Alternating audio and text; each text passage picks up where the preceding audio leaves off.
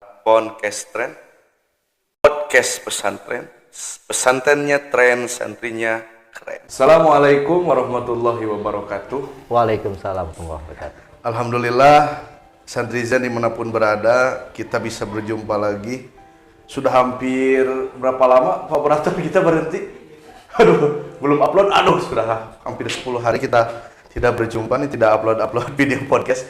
Alhamdulillah, pada kesempatan kali ini kita dapat berjumpa kembali dalam acara Podcast Tren, podcastnya Pondok Pesantren. Pesantrennya tren, santrinya keren. Alhamdulillah, pada kesempatan kali ini lumayan deg-degan sebenarnya. Ini luar biasa yang menemani kita saat ini. Aduh, pemirsa ayah, ada pemirsa ayah. Alhamdulillah, beliau sudah mendapatkan waktunya untuk podcast, meluangkan waktunya untuk podcast. Beberapa kali cancel karena kesibukan beliau. Alhamdulillah sudah kedatangan pemirsa ayah. Assalamualaikum ayah. Waalaikumsalam warahmatullahi Sehat wabarakatuh. ayah. Alhamdulillah. Ini karena kedatangan ayah kita cium tangan dulu. Ciri khas santri ya, santri jangan. Itu ciri khas santri itu. Kalau ketemu guru cium tangan pasti ya. Alhamdulillah ya. Sebelum kita masuk ke pertanyaan-pertanyaan selanjutnya, lebih baik kita tak kenal maka tak sayang. Maka dari itu lebih baik kita kenalan dulu sama ayah ya. Ya, waktu dan tempat disilakan untuk mengenalkan diri. Ayah memperkenalkan diri sendiri. Wah, repot. Repot ya. Repot. Alhamdulillah ya, dimanapun alumni berada, santri berada, alhamdulillah ayah posisi fisiknya tidak berubah sama sekali, tetapi seperti ini. Dan bersyukur hari ini mendapatkan alumni yang telah sukses secara jasmani. Sukses, kelihatan badannya besar. Kalau ayah kan masih istiqomah, itulah hidup. Harus ada perubahan-perubahan dalam segi fisik, dalam segi usia. Terus dalam masa ini, ya kenapa anak-anak santri tidak menyebutnya bapak atau apa gitu? Ya, Ayah. ayah. Kebetulan ya anak pertama itu ya manggilnya ayah. Kedua ayah, ketiga ayah, keempat ayah. Udah tuh 4. Manggilnya ayah semua. Ayah. Ya biar lebih mendekatkan dengan mereka ya, ayah mentasbihkan diri sebagai adalah ayah aja lah. Ayah aja ya panggilannya. Sedangkan ibu tetap panggil ibu. Itu diresmikan tahun berapa panggilan ayah? Mau pakai tumpeng loh. Iyalah, ketika anak pertama sudah bisa ngomong A baru resmikan. Oh, makin nambah ayah.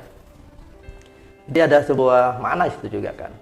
Bagaimana supaya terjadi kedekatan batiniah antara ayah dengan anak-anak yang lain. Maka kalau dipikir-pikir mah nama ayah kan Muhammad Satiri Wahab. Ayah itu punya anak kandung ngan banyak, tapi anak tiri ngan 4. Gitu. Anak kandung ayah tuh ada yang di SMP, ada yang di SMA, ada yang di Aliyah. Itu anak kandung itu. Anak tirinya hanya 4. Pernah terjadi dongeng dari si Po itu. Iya. Ketika kuliah di UIN, itu semua teman-temannya sudah alay, lebay. Bilangnya, saya alhamdulillah anak tiri itu. Bilang ke teman-temannya ketika perkenalan dengan antar mahasiswa. Itu teman sekolahnya pada sedih, dosennya pada sedih, disangka teh anak yatim gitu kan. Anak yatim itu. Sampai dosennya, udahlah nanti sama saya kamu diasuh aja, kata dosennya itu. Ini kejadian nyata sih Pak ngomong gitu.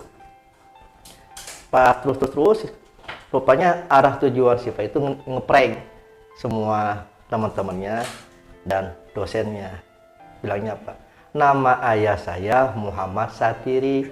Oh, jadi pada naftiri? Bukan. Aduh, jadi prank. jadi anak itu ya. Tadi udah sedih tuh teman-teman. Terus aduh, kuliah jauh-jauh ke Jogja, ayahnya nggak punya, nggak taunya nama lengkap ayahnya Muhammad Satiri Wahab. Itu di prank, ketawa semua teman-temannya. Di prank. Jadi bakat ngepranknya dari siapa? Dari ayahnya dan dari ibunya? Ya dari ayahnya lah. Jadi senang bercandanya dari ayahnya ya. Semuanya dari ayahnya. Jadi sampai turun ke anak pertama. Jadi hidup itu ya kalau tidak lahun ya lagi bun. Kalau tidak bercanda ya hereuy. Itu hidup itu. Kalau tidak Jangan bercanda. dianggap serius hidup itu. Yang kita anggap serius bagaimana? Bagaimana cara kita untuk mencapai ridho Allah itu yang kita anggap serius. Ya makanya kenapa fikih harus berhubungan dengan tasawuf fikih itu. Fikih sifatnya dohiriyah, tasawuf sifatnya batiniyah. Orang itu soleh kelihatan secara fisik mah rajin sholat, rajin puasa, segala macamnya. Tapi kalau tidak tanpa ada unsur tasawufnya kan susah. Iya.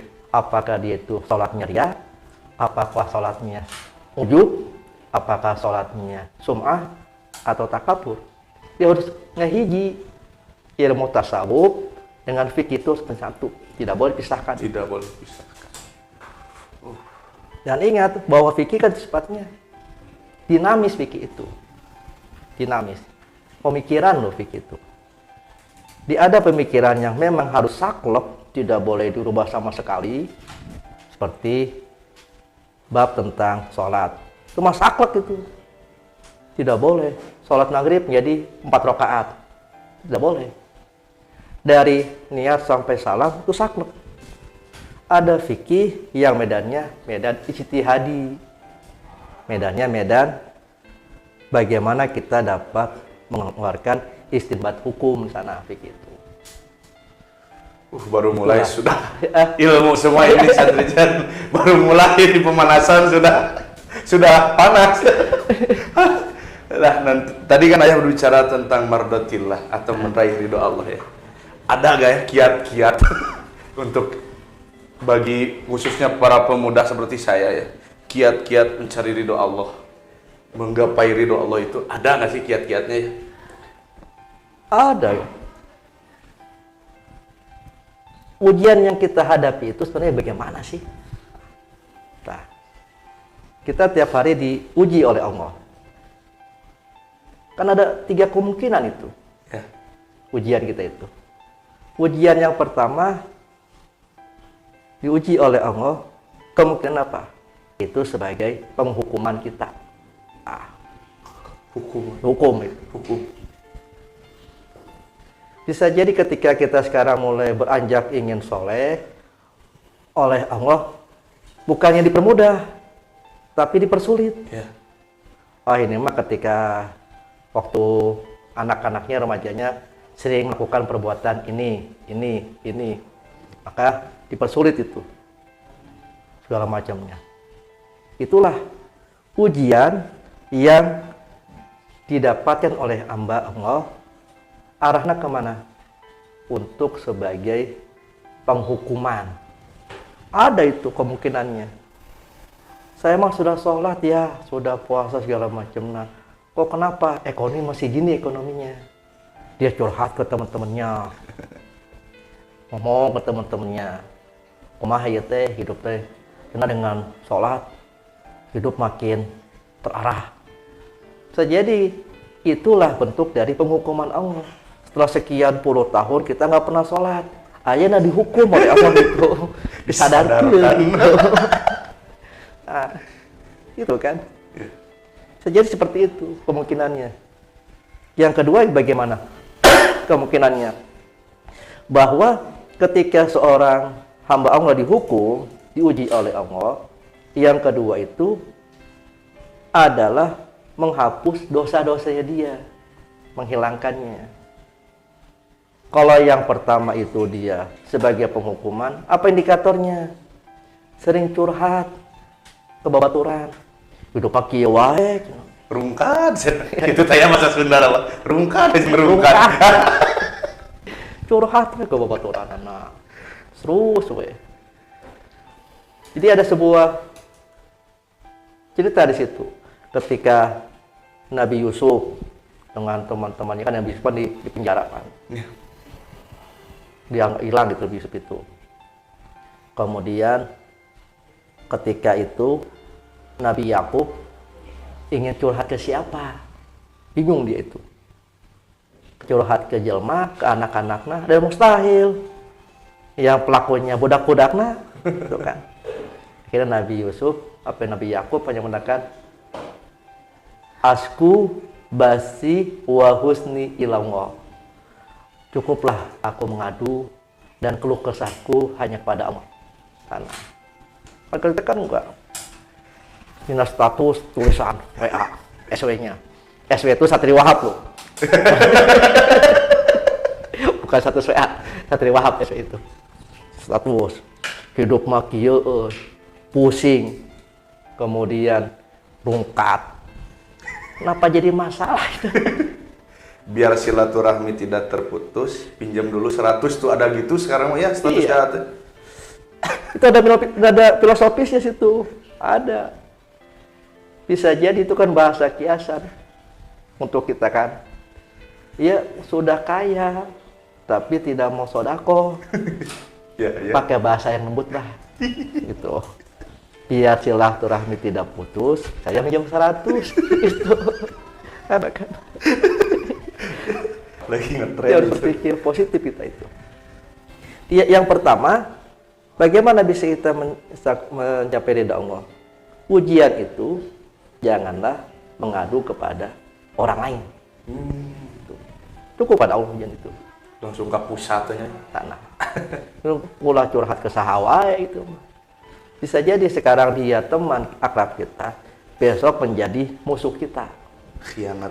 Saya tahu kieu tah. Segala macam penyakit orang dibongkar ke manehna itu. Yang pertama. Jadi kita berangkat dari musibah dulu kan. Bagaimana sih nanti sampai kepada ridha Allah itu? Ujian yang pertama sebagai apa? Hukuman kan. Hukuman. Yang kedua, ujian yang diberikan oleh Allah sebagai apa? Sebagai takfirud dunub, penghapus dosa-dosa kita. Kalau yang pertama mah banyak keluh kesah, segala kesusahan hidup curhat ke babaturan. Yang kedua mah enggak, dia mah. Yang kedua itu. Yang kedua bagaimana indikatornya? Bahwa dia sesulit apapun tetap ibadah kepada Allah dilakukan. Kepada Allah. Nah, kalau kita kan enggak. Makanya kan enggak, psikologis manusia itu kejiwaannya ketika dia merasa sulit, kemudian mengadu kepada Allah. Ketika dia merasa tidak sulit, lupa kepada Allah. Itu psikologi kita itu. Kan? Idza masahu sarhu kana jazua. Ketika dia terkena musibah, curhat we. Sampai tirakat, sampai puasa Senin Kamis gitu. Sampai sukses gitu pada itu. Ketika dia sudah berhasil, lupa itu semua dia. Psikologis kita seperti itu, kejiwaan kita. Hayang buru-buru kita itu kan. Hayang buru-buru. Hayang selesai segala macam nah. Seharusnya tadi takfirut dunub dapat menghapus dosa-dosa kita. Yang kedua itu ujian itu. Akhirnya apa? Kembali menjadi hukuman. Hidup kita kan sekarang usianya berapa namanya? Lutfi usianya di angka 30 tahun. Mulai sadarnya usia 28. Mulai sadarnya. Jadi usia 1 tahun sampai 28 itu kan panjang itu. Iya. Masa hanya 1 tahun saja diuji oleh Allah kemudian Sadar. stres dia itu. tahun. Terus 28 tahun kemana wae gitu. Dihilangkan gitu aja. Kita harus tafakuran ke belakang kita itu. Tafakuran. Itu takfir tunu. Yang ketiga apa? Bahwa ujian kita terima itu adalah mengangkat irtifa'u darajat. Mengangkat derajat kita. Yang pertama tidak keluh kesah indikatornya. Tidak curhat ke batur. Yang kedua dia posisinya stabil. Ridho kepada apa yang diinginkan oleh Allah. Stabil dia itu. Usaha kurang maju tetap. Sholat tetap sodako. Yang ketiga, ini yang kita cari tuh. Irtifa'ut darajatnya. Apa disitunya? Angkatnya derajatnya oleh Allah. Kemudian kita meyakini bahwa itu adalah kehendak, iradah, dan masih atullah. Itu. Ya saya mah secara pribadi mah yang seperti Lutfi gendut. Gitu kan. Ayah mah ketinggali Bengharna gitu. Pesa kena mangga dong. Gitu kan.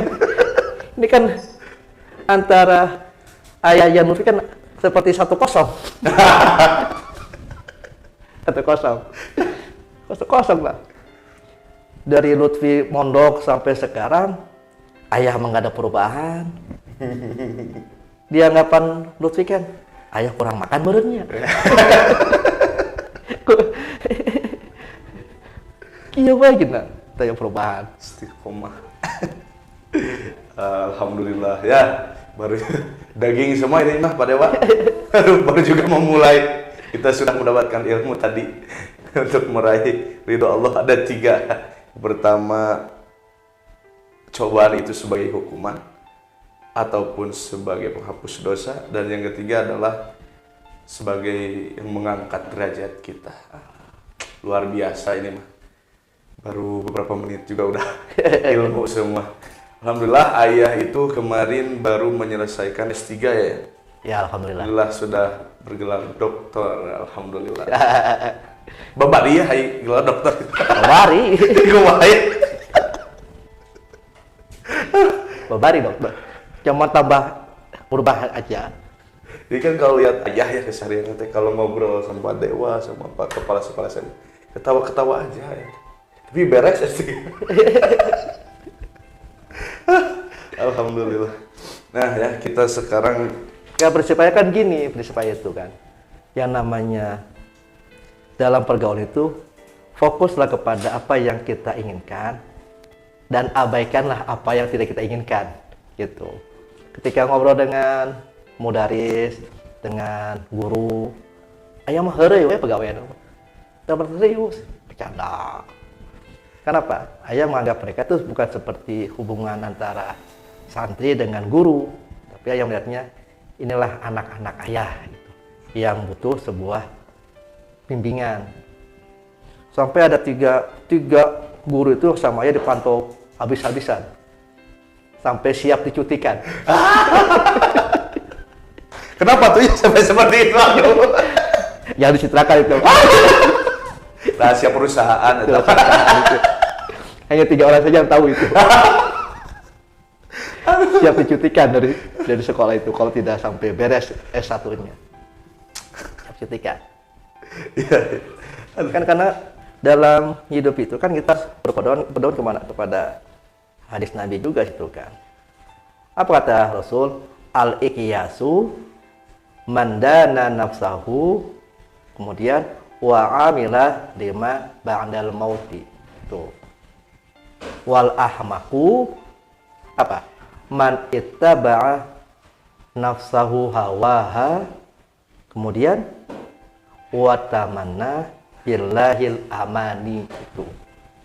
Karena ciri orang cerdas itu yaitu dia pertama ya mandana nafsahu, merasa dirinya itu tidak ada apa-apanya. Makan butuh bantuan petani, kemudian minum butuh bantuan yang lain, kemudian semuanya kita butuhkan. Sampai kita meninggal pun kita butuh mereka juga. Itu orang cerdas itu. Tapi ingat, Yang keduanya, wa amilah lima ba'dal mauti. Dia mempersiapkan amal-amalnya, perbuatan untuk kehidupan yang akan datang. Ya, anak muda seperti itu. Cerdas dia. Boleh bercanda segala macam, tapi dia berpikir bagaimana menyongsong kehidupannya. Masa depan itu. Makanya ke depan-depan itu membutuhkan sebuah teknologi, bagaimana dia menguasai teknologi. Terus di lima ba'da maut itu jangan diterjemahkan tereh maut, bukan. Jadi kehidupan yang akan datang itu kita siapkan. Itulah anak muda yang cerdas. Ya, seperti Ruth ketika punya rencana ingin nikah, Pak. Ujuk-ujuk langsung, "Mah, ayo nikah." Pasti tanyakan kan ke orang tua kan, "Hari mana boga naon?" Gitu kan. Gawe henteu. Betul ya. Rek di paraban naon pamajikan gitu kan. Itu kan. Ini kan orang tua berpikir apa? Wa amilah lima ba'da gitu. Setelah nikah mau apa gitu. Dipersiapkan dulu bekal-bekalnya. Bekal mental, bekal jiwanya. Sebab nikah kan yang sekali seumur hidup. Dan sebaliknya, wal ahmak, dan orang bodoh itu man ittaba'ah nafsahu hawaha. Mereka yang mengikuti kehendaknya sendiri, sekarap nawe. Yang penting mah saya puas-puas. Itu kan yang dimiliki oleh anak-anak muda kan. Walaupun dia cerdas, tapi secara psikologis tidak cerdas. Kurang cerdas. Berarti untuk membentengi nafsu si anak muda ini, Ya kan keharap nah itu. dengan cara apa bentengnya ya? Agar tidak menggebu-gebu gitu. Bentengnya naon? Ya itu kan dengan iman gitu. Iman Islam itu. Yang nilai-nilai yang telah kita miliki itu kan. Kan cerdas anak muda itu, cerdas tuh, tidak ada yang bodoh anak muda itu. Cerdas semua. Hanya yang tidak dia pahami, tidak bisa membedakan mana nafsu yang memotivasi dia untuk berkembang, mana nafsu yang memotivasi dia, mengajak dia untuk berbuat salah. Nu repotnya, semua itu disalahkan ke setan. Setan salahkan deui. Dikambing hitam kan, itu setan aduh. Ini sebab bujukan setan. Apa-apa setan. Setan nggak kelihatan bentuknya. Makanya akhirnya mah setan itu takut ke manusia, bukan manusia takut ke setan karena gitu. Akhirnya apa? Takut segala dibawa terus. Ketika marah momennya, kemudian ngomong setan lu, setan deh itu apa jelma, makanya dibilang setan. Itu Ada kan cerita sebenarnya tapi sudah. Disebut disebutkan setan segala macam. Setan juga protes nanti. Ya nanti setan udah nganggur, nggak punya pekerjaan. Dipikir-pikir mah, dia tidak usah diarahkan lagi kata setan. Berbahasa kasar orang kan gitu kan. Rek diarahkan kumaha. Yang dia udah melakukan sendiri, kemudian ketika salah, eta setan ngbawana ka urang deui setan deui. Ayo nyalakeun setan. Yang berbahaya apa? Wa tamana billahi amani. Dia memiliki angan-angan yang tinggi tapi tidak mau melakukannya. Ditamani dia itu. Punya pengharapan tetapi tidak punya solusi untuk melakukan apa yang diharapkan itu. Actionnya nggak ada. Tidak punya planningnya. Ngikuti hawa nafsu, terus diikuti. Kemudian apa? Tidak punya. Yang penting mah orang boga harapan itu harapan terus, tapi tidak melakukan. Di anak muda harus punya dia planning dia untuk masa depannya. Planning. Penting ya planning itu ya. Penting. Untuk bagaimana dia bisa mencapai apa yang diinginkan. Apakah usia sekian tahun dia sudah menikah, sekian tahun, terus dia planning itu dia. Dia tidak dihabiskan untuk sekedar huru hara, hara huru, Udah. hara kiri gitu. Dan segala macam itu kan. Tak mudah. Itu dapat di situ. Watamana billahil amani. Angan-angan terus ngahayal weh. Nanti saya kalau punya ini, punya uang sekian, saya beli ini. Hayal weh itu. Bolehkah kita punya harapan? Boleh. Tapi yang sifatnya roja. Roja dengan khauf harus ngahiji. Harapan dan kekhawatiran. Kenapa betulnya kekhawatiran? Disitulah kita mulai membetengi diri kita. Kalau ini momennya gagal, berarti saya harus punya solusi kedua. Plan A, plan B itu ya. Tuh. Ya, planning keduanya. Tidak rojanya itu punya harapan, kemudian khaufnya, ini mah yakin berhasil. Ketika tidak berhasil, timbullah sifat minder dia. Yang tadinya confident, percaya diri, saya mah yakin semester depan akan jadi sarjana. Ingat tuh nggak jadi kan? Mudah-mudahan ya tiga itu tidak ada itu. Mudah-mudahan. Aduh, itu tadi anak muda, kalian harusnya dia anak muda yang cerdas. Aduh, alhamdulillah. Kurang cerdas itu anak muda itu. Cerdas. Yang segala apa yang diucapkan itu berdasarkan hawa nafsu dia. Apa yang diucapkan tidak di sharing. Makanya kan dalam hidup itu selain kita share, kemudian sharing, satu lagi Apa ya? responsibility. Harus bertanggung jawab kita itu. Yang kita langsung mengkambingkan orang lain. Kenapa kamu share ini? Itu mah dari si A. Terus kami hitamkan. Terus kambing lagi dicalahkan. Cari pihak ketiga kita itu. Nah, seperti itu kita. Boleh kita men-share, kemudian kita sudah men-sharing, tapi ingat di situ kita punya tanggung jawab. Responsibility itu yang harus kita tanggung jawabkan. Apakah yang kita share itu ke orang lain dapat dipertanggungjawabkan secara keilmuan, secara sosial, atau tidak? Mau tidak bisa, buat apa di-share? Nah, iya. Gitu kan. Lebih baik dibuang saja gitu. Terus kan yang terjadi di era teknologi, peperangan bukan peperangan sifatnya jasmani, tapi peperangan akliyah, pemikiran situ. Yang terjadi itu. Iya, sekarang sosial media luar biasa. Hari wae Jos.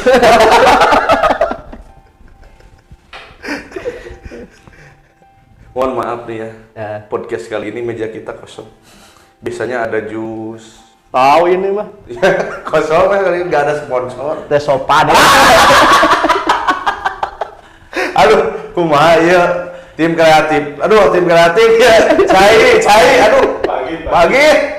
Ya, ayo. Kosong dia. Karena filosofinya berbeda. Dia filosofisnya yang digunakan apa? Ta'alum dulu, baru taklim. Itu. Kawehla, baru acai. Gitu kan. Aduh, jero eta mau dewa. Iya kayak gitu. Dewa. Kerja dulu baru digaji, gitu. Kan gitu berpikir apa? Haus dulu baru dikasih minum. Kan kalau Imam Januji kan, Syekh Januji, ta'lim wal muta'alim. Anak belajar dulu, digali pengalaman dia, pengetahuan dia, baru dibimbing oleh guru. Oh, ini pengalamannya salah, konsepnya salah, dibimbing. Kalau ta'alum, orang ngajar ke anak, ke siswa itu, ke santri itu. Terus baru ta'lim di situ. Ya yang namanya kita yang ngajarkan kan koma kita. Terus kapasitas kemampuan anak kan tidak sama. Yang penting mah materi sampai beres begitu. Kalau tadi ta'lim dulu, baru ta'alum, dari sifatnya pengalaman para santri, kemudian diolah oleh para guru, barulah ta'alum. Makanya tidak salah ketika Syekh Januji menyebut kitabnya ta'lim wal muta'alim. Belajar dari pengalaman untuk menjadi sebuah pembelajaran di sana. Kalau ini man belajar dari pengalaman bikin kita harus ridho. Cair. Padahal usum hujannya, tapi halodo. Aduh. Kebetulan ya di boarding sini mah gurunya masih muda-muda. Ya. Berarti tantangan bagi pendidik, apalagi yang masih muda-muda secara mental untuk di zaman sekarang seperti apa itu ya? Sedangkan dengan kondisi anak-anak sekarang yang memang cengeng lah kalau dibilang. Ya. Alay. Ya, itulah. Lebay alay. Jadi gimana gitu kita harus mengarahkan mereka, dan kita pun kadang mentalnya down. Aduh, ya budak kumaha nih. Dicarekan gitu, sok yang dilaporkan. Jadi apa sih metode yang pas untuk sekarang dalam mendidik anak gitu? Ya, metode yang pas dari kita sendiri. Nah kan dalam metode itu kan semua metode silakan diajarkan kepada siswa itu. Mau metode diskusi, mau metode role play, mau metode yang lainnya, silakan diajarkan.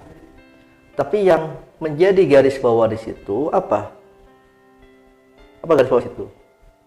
Ruhul mudaris afdolu. Tuh. Dari semua itu, ruhnya seorang guru itu lebih utama dari segala macam materi yang diajarkan, ruhnya. Nah selama ini mungkin kita dalam metode pengajarannya belum memasukkan ruh kita ke dalam ruh anak-anak itu. Di mindset kita sudah langsung ketika lihat tulisan anak itu kurang bagus, atau lain mas kian. Gitu. Ketika lihat anak itu banyak paceo, ini mah pinter ya mah, terus mereka kasih sekian. Ketika anak itu pendiam, kemudian ya mah sebanyak tingkah nilainya sekian. Kelemahan kita itu, kita belum bisa memasukkan ruh kita ke dalam jiwa para siswa kita. Kumaha ya? Ruhnya. Cara memasukkan ruhnya. Itu beragam itu kan. Mungkin ada yang seperti yang katakan barusan, menggali pengalaman siswa tersebut dijadikan sebagai modal guru di dalam belajar. Bukan? Apakah semua anak tidak punya pengalaman? Kan punya. Pengalaman anak ketika bagaimana santri itu bangun tidur, pengalaman itu kan. Ayah bangun tidur mah tiris ya. Kenapa tiris? Karena saya tidak menggunakan selimut ketika tidurnya. Oh, terus selesaikan anak itu. Kemudian masuklah dalam materi biologi bahwa konsep tubuh manusia itu membutuhkan apa saja disebutkan itu. Jadi anak itu akan mengetahui, oh berarti pengalaman yang telah dia peroleh menjadi sebuah ilmu. Biar dia tidak merasa dingin, maka dia akan menggunakan selimut atau menggunakan baju yang tebal, pakai jaket. Itu. Jadi pola berpikir kita ya kognitif, kemudian behavioristik, kemudian baru memanusiakan manusia atau humanistik itu. Kita kebalik kita. Guru heula anu rangkul habis-habisan capek itu. Zaman udah modern gini, lengkap semuanya. Setiap siswa punya pengalaman masing-masing, bisa dari internet segala macam. Nah, guru mas sebenarnya lebih mudah itu. Iya. Gurunya mudah. Maka tugas guru di zaman modernnya tidak susah-susah amat. Dia hanya mengevaluasi, membimbing, mengarahkan, selesai. Apa nggak kasih materi? Pan materi udah banyak. Dari Google materi semua itu. Ya. Google. Dari TV itu materi semua. Materi. Itu tinggal guru itu. Bagaimana dari taklim kemudian menjadi ta'alum. Dari pengalaman yang didapatkan oleh siswa menghasilkan sebuah konsep ta'lim itu bagi siswa sehingga dia menjadi pembelajaran, manusia yang belajar sana. Jadi bukan dari guru ta'lum kemudian menjadi ta'lim. Hasilnya apa? Tidak menjadi manusia pembelajar. Anak itunya hayangnya diuapan terus. Zaman ayah mah seperti itu. Kan nggak ada TV mah zaman ayah mah baru TPRI. TPRI juga siarannya sampai jam 9 malam. Di situ udah gelap. Karena sudah semuanya terlihat semua. Di pola yang harus diterapkan oleh kita sebagai pendidik ya, bagaimana kita memasukkan ruh kita ke dalam ruh anak-anak itu. Kan berat itu. Berat ya. Bagaimana permasalahan putus cinta dari guru-guru muda. Itu kan ada yang nikah muda. Atau bagaimana ketika di situ ada yang dia taksir di guru muda itu kan, dia harus bersikap profesional. Ketika ditaksirnya ada masalah, itu kan, dia harus bersikap profesional juga itu dia. Kan terjadi karena Kang tangan guru muda mah dengan asmara. guru muda itu Urusan hati. urusan hati. Jadi kita tidak masuk. Jangan hanya guru muda aja, guru yang senior pun terkadang Jiwa mudanya keluar. dia mudanya Jiwa mudanya keluar ya. dia keluar itu. Yang harusnya ruh pendidikan jadi ruh asmara. Ruh. Aduh, ruh. Berat ruh. Jadi itu ya harus memasukkan ruh kita ke dalam jiwa anak-anak. Kan materi penting, Ya, metode penting, kemudian kehadiran guru penting, penting. kemudian materinya ada, metodenya ada, gurunya ada. Ketika guru ada itu, dia dalam kondisi marah. Apakah anak akan tidak mengetahui guru itu marah? Mengetahui anak itu. Tahu. Ah, guru saya kerambek ya. Maka diam semua kelas itu. Padahal guru itu tidak ngomong saya ker marah. Gitu. Nggak ngomong dia. Tapi kan ruh dengan ruh ketika dia sudah bertemu akan ngeklop itu. Kuat ya ikat. Klop itu. Frekuensinya kuat. Kenapa di situ? Kita sudah pintar kuliah sekian tahun lah mempelajari pendidikan. Mungkin materi pembelajaran sudah ngelotok, tidak usah buka internet lagi. Kemudian jasad kita sudah ada, semua media sudah ada, segala macam. Nah, tidak ada ruh kita. Ruh kita tidak masuk di kelas itu. Sama saja kosong pembelajaran itu. Dia membuat anak-anak acuh tak acuh dengan kita. Pertama, karena kita tidak memiliki ruhnya kepada anak itu.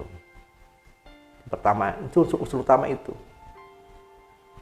Makanya kan kalau di dalam kalangan pesantren kan, kenapa yang dikatakan oleh kiai itu selalu diikuti? Iya. Selalu diikuti. Karena ruh guru sudah masuk dalam diri mereka. Apa dikatakan oleh guru, terkadang malah diikuti.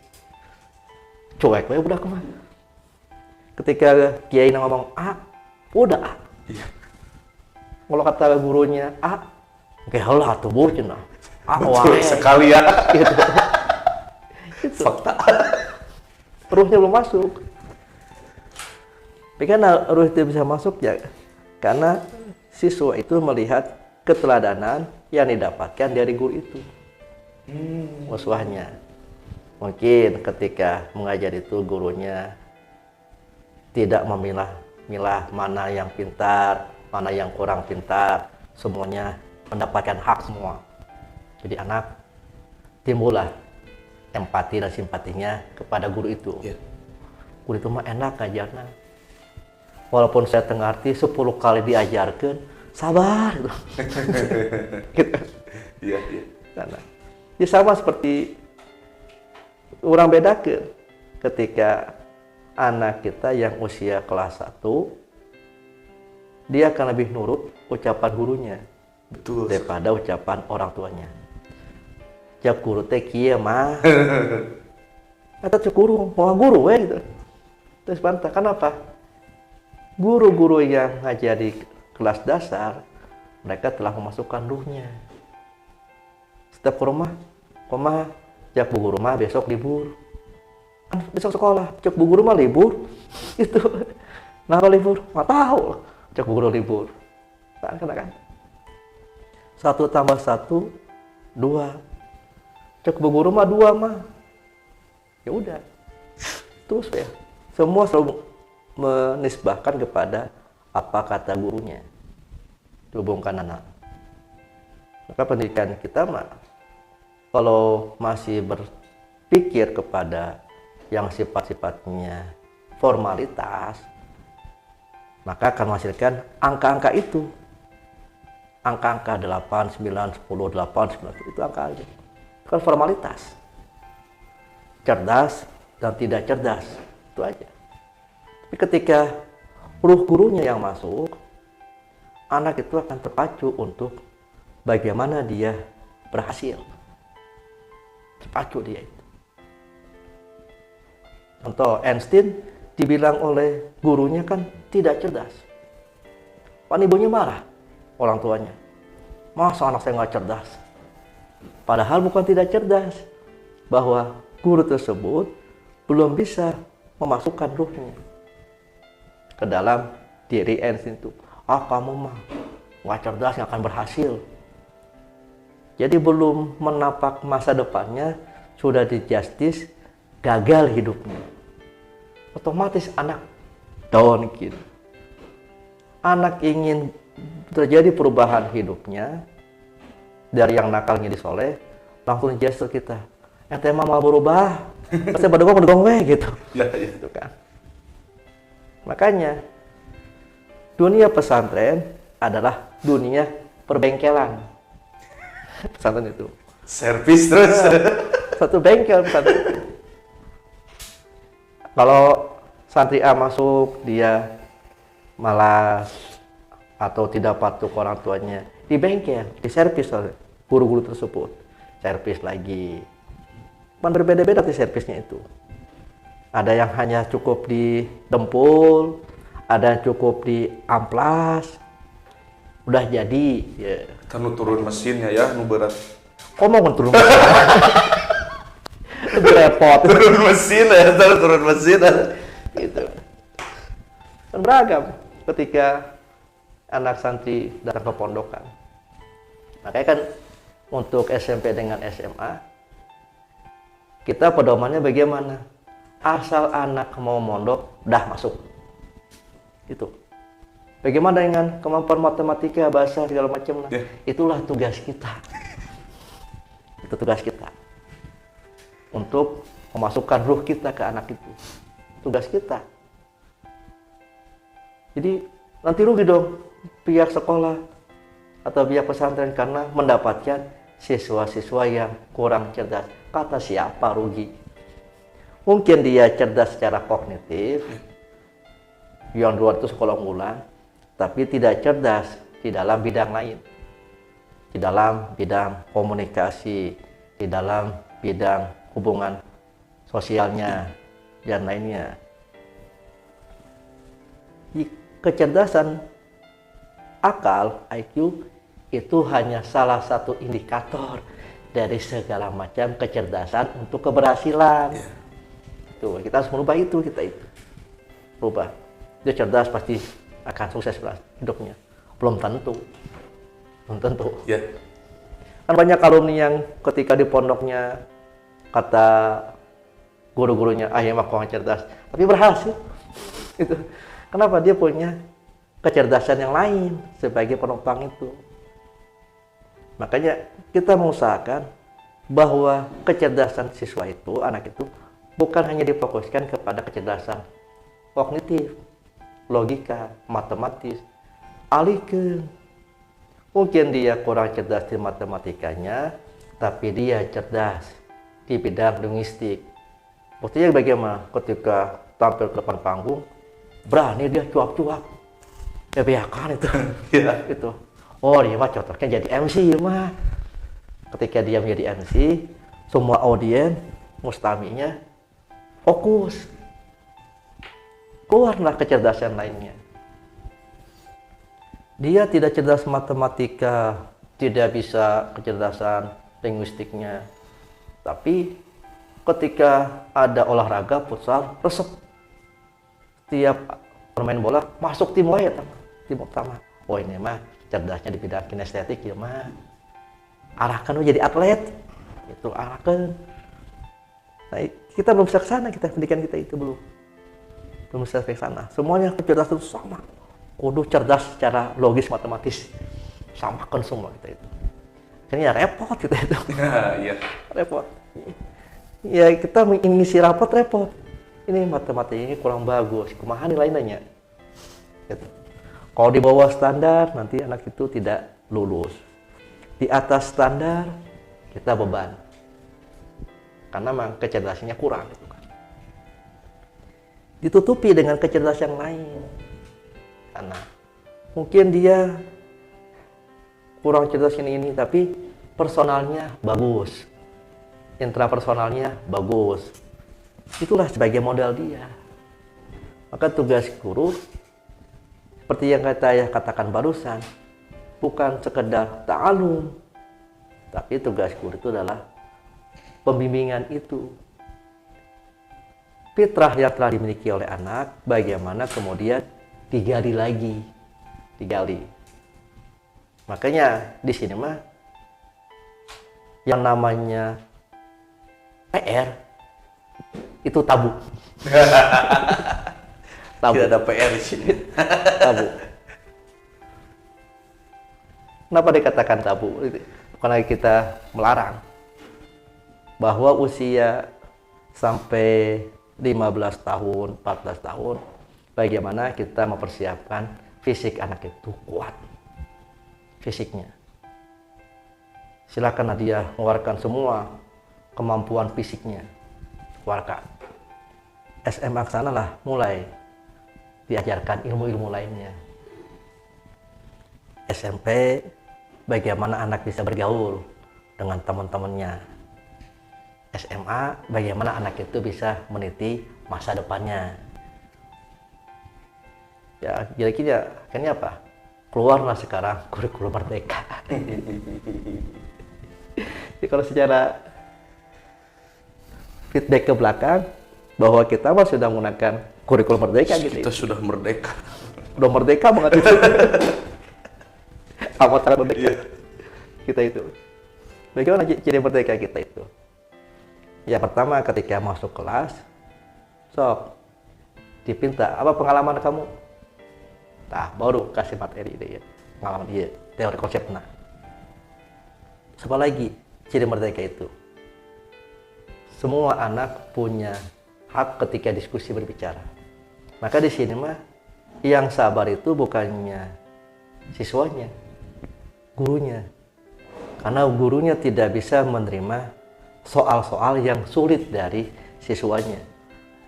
Jadi stres. Kalau di sini mah. Jadi di sini guru itu belajar dulu sebelum dia masuk ke kelas. Sebab ketika dia tidak belajar dulu masuk ke kelas, soak dia. Soal. Karena pengalaman anak-anak itu akan ditanyakan oleh dia kepada gurunya. Soak. Silakan. Nah ya, berbicara santri gitu ya, ada kata-kata ya itu, santripreneur gitu. Seperti apa itu ya, santripreneur? Bisa dijelaskan ya, santripreneur itu seperti apa? Tentang santripreneur. Konsep santripreneur itu kan santri yang dia memiliki jiwa usaha, jiwa inovatif, jiwa kreatif sana.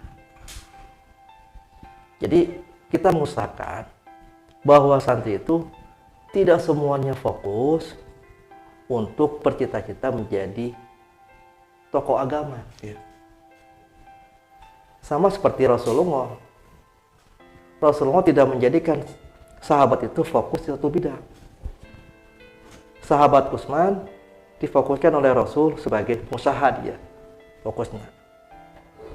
Sahabat Umar bin Khattab difokuskan dia bagaimana memiliki tata negara yang bagus. Makanya kan pada masa Umar bin Khattab kan Islam sudah melebar ke wilayah lain. Masa Abu Bakar berbeda lagi itu. Masa ketika Rasulullah mendidik Ali berbeda lagi. Makanya kata Rasul kan bahwa Ali adalah pintu ilmunya, sedangkan aku adalah pintunya. Kunci Ali itu kunci, sedangkan Rasulullah adalah pintunya. Sebagai ilmuwan, Imam Ali itu cetaknya oleh Rasul itu. Maka walaupun dalam satu tempat yang sama, tidak semua santri itu fokus dalam satu bidang. Silakan. Mungkin ada santri yang ingin fokusnya di bidang politik, mangga silakan. Kurang satukan. Ketika di situ tidak ada yang mempelajari ilmu politik, ilmu tata negara, otomatis kebijakan-kebijakan tidak menguntungkan kita yang menafikan itu. Mungkin ada santri yang dia sukanya dagang, mangga dagang. Orang cetak di situ santri tersebut menjadi berjiwa pengusaha. Di bagaimana dia bisa usaha, bagaimana dia bermain politik, tapi tidak lupa mengajarkan ilmunya ke masyarakat. Ilmu yang dapatkan dia ketika di pesantren. Walaupun hanya sekedar alif batasa, itu aja.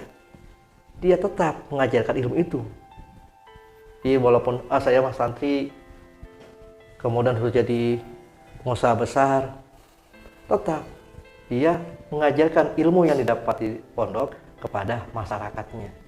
Diajarkan minimal mah rumahnya itu menjadi tempat pengajian, minimal itu.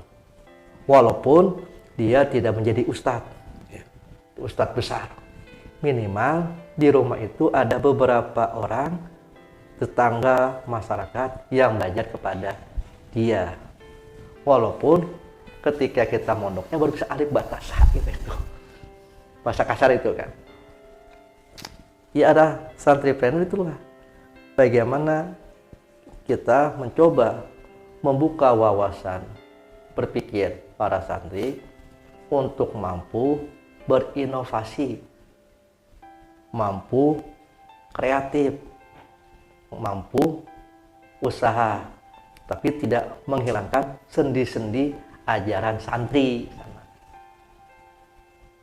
Sendinya bagaimana? Yaitu tawasul, tasamuh, tawazun, bukan? Itu sendi-sendinya sana. Silakan. Jadi betah sudah. Jadi terkesima itu ya, udah yang menjelaskan. Iya tidak. Luar biasa ilmu semua ya. Jadi itu santripreneur itu santri yang mengembangkan kreativitas, wawasan di bidang lain, namun tidak menghilangkan identitas jati dirinya sebagai santri. Pengusaha tapi santri itu sebenarnya. Iya.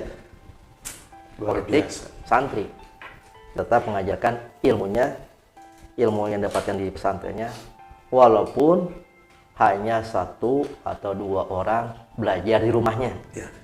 Itu gak perlu banyak-banyak itu kan, tetap Luar biasa. Walaupun bisa alif batasa, ajarkan saya sama. Ya. Sudah berapa menit pada waduh betah kan? 50. Wah, Lebih. alhamdulillah betah ya. Daging semua ini mah kata Margono, daging semua isinya podcast kali ini. Tidak hanya bercanda saja. Untuk dia percaya kan. Jadi kan yang jadi pedoman kita kan kayak usul fikih yang sudah umum lah digunakan. Sudah menjadi tren kan. Baik itu di dunia politik lah, di dunia santri lah. Al-muhafadzatu ala qadimi sholih wal ahdu bil jadidil aslah. Hanya kemudian Mbah Ma'ruf Amin menambahkan summal aslah fa aslah. Kalau sudah baik, lebih baik ditingkatkan lagi atau bisa lebih baik lagi. Nah, tetap sendi-sendi santrinya dipertahankan, nilai-nilai santri seperti sederhana, tawadu, hormat ke orang tua, hormat ke guru, itu kan sendi-sendi dasarnya itu tetap dipertahankan. Ketika guru itu memangnya sudah meninggal, tetap kita membaca hadiah untuk beliau, kan tetap kita hadiahkan. Ilmunya udah gurunya meninggal, atau supaya orang mata boga guru, bukan gitu. Tetap orang hadiah kepada beliau-beliau itulah. Sebab sababiah mereka lah kita mengetahui ilmu-ilmu agama itu, sababiahna. Ilmu hafadho ala qadimi sholih wal ahdu bil jadidil aslah summal aslah fa aslah. Tapi kalau ada yang bagus lagi, yang lama tetap kita pertahankan. Seni-seni dasar itu kita buat inovasi. Itu jadi momennya tadinya dagangnya itu harus punya toko, punya warung, pan modalnya besar. Iya. Terus online aku udah pakai modal online. Jiwa entrepreneur ayah sudah mulai keluar. Terus ya. Wifi tinggal ke sekolah. Gitu kan. Jadi banyak silaturahmi kan. Yang ada yang beli ini silaturahmi ke sekolah, silaturahmi ke teman. Tinggal, punten ada kuota nggak? Ya, mau nelpon, padahal mah ke bisnis dia. Yeah. Gitu kan. Jadi dari usaha itu harus pakai toko, punya modal besar. Akhirnya dengan media online tidak butuh adanya toko modal besar. Hanya di situ betul apa? Inovasi dan kreativitas kita situ betulnya. Walaupun menggunakan toko online bagaimanapun kita tidak punya inovasi kreatif, tetap aja nggak laku dagangan kita. Ya. Nggak laku. Dan faaslah lebih dibaguskan lagi. Tadinya momennya ketika online itu pemesanan 4 atau 5 hari baru terkirim, diperbaiki lagi hanya 2 hari atau sehari. Kan bentuk pelayanan kepada customer. Ya, tidak anti kita kepada perubahan-perubahan itu. Tapi itu sendi-sendi ajaran Tauhid tetap kita pertahankan. Itulah ciri khas santri. Sendi-sendi tawadu, sederhana, sopan, hormat ke guru, itu sendi-sendi awalnya. Makanya kenapa santri itu menjadi sebuah tolak ukur pendidikan saat ini ya, karena mereka sudah memiliki sendi-sendi itu. Tinggal dikembangkan oleh kita, perbagus lagi sendi-sendi itu. Santri. Alhamdulillah. Tidak kerasa ya. Sudah mau 1 jam? Sudah. Sudah 1 jam ngobrol. Kenapa? Sebenarnya masih betah, tapi melihat dari keadaan meja yang kosong, takut ayah haus, takut ayah lapar. Jadi subuhan ayah saya udah kutim kreatif naik lama. Alhamdulillah santrinya dimanapun berada, kita hari ini banyak sekali ilmu yang disampaikan oleh ayah tadi tentang meraih ridho Allah, tentang bagaimana seorang guru harus memasukkan ruh dirinya terhadap muridnya, dan yang 3 tadi itu tentang santripreneur, bahwa kreativitas itu tidak dibatasi oleh identitas yang bernama santri. Santri tetap harus menjadi sosok terdepan dalam segala bidang. Nah, seperti itu. Nah ya, sebelum kita akhiri pertemuan kali ini, setiap narasumber pasti selalu saya meminta statement closing atau quotes of the day untuk para santri muda, santri tua, siapapun itulah, khususnya santrijan, penikmat YouTube Santri Cikalametan ini. Apa ya quotes of the day atau statement closing dari ayah? Closing saya nggak susah. Apa? Mudah kok. hidupmu untuk masyarakatmu dan mencari ridha Allah. Itu statement kalian luar biasa. Hidupmu untuk masyarakatmu dan mencari ridha dan Allah. mencari ridha Allah. Tetap selalu diakhiri dengan ridha Allah. Iya. Luar biasa, alhamdulillah. Terima kasih ya untuk atas waktunya sudah. Walaupun ya mohon maaf. Acak adul aja. Enggak ya, tidak disungguhan ya. Dan materinya melebar kemana-mana ya. Jadi MC nage mah MC amatira. Dah yang mahal mah dapat abdi tos ditawisan di TB Rapi Ahmad di calling terangkat wae di Kobuzer bade ka dieu teu sumping wae tos abdi ditodong jadi MC. Rumah operator raya ya wae.